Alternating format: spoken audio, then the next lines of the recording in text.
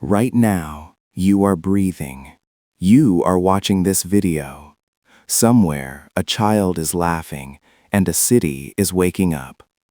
But there is a date in history where none of this should have existed. September 26th, 1983. On this night, the story of humanity almost ended, not because of a declaration of war, but because of a computer glitch.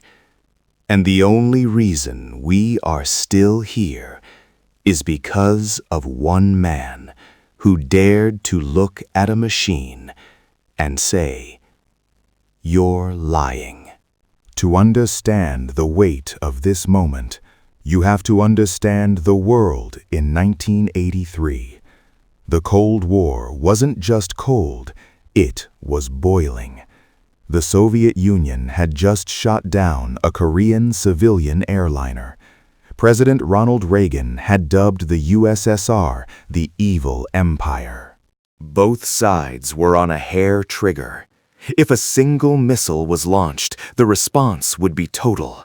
The doctrine was called AMD, mutually assured destruction. If you die, I die. Everyone dies. Meet Lieutenant Colonel Stanislav Petrov. He wasn't a frontline soldier.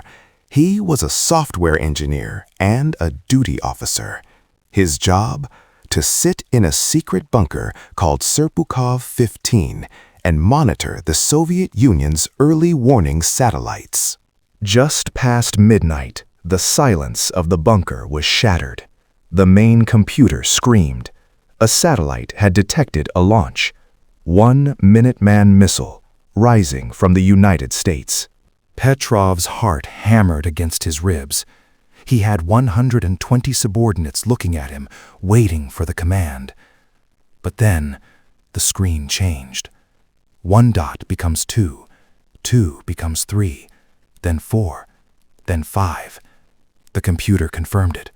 5 nuclear missiles were in the air. Petrov had 2 choices.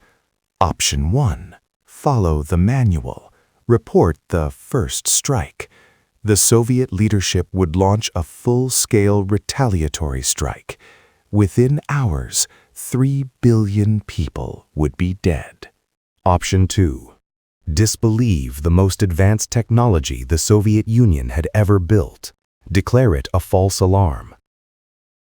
But if he was wrong, if he stayed silent while 5 nukes hit his motherland, he would be a traitor to a dying nation. Petrov trusted his gut over the machine. He picked up the phone, his voice steady despite the chaos. He told his superiors, "It's a technical malfunction." For the next 20 minutes, Petrov sat in that bunker, staring at the clock. If the missiles were real, the ground would soon begin to shake. He would be one of the first to die as the bunker collapsed. Nothing happened. No explosions, no sirens in the streets. The world kept spinning. Petrov was right. The missiles were nothing more than sunlight reflecting off high-altitude clouds. A 1,000,000,000 cosmic fluke. You'd expect Petrov to be showered with medals.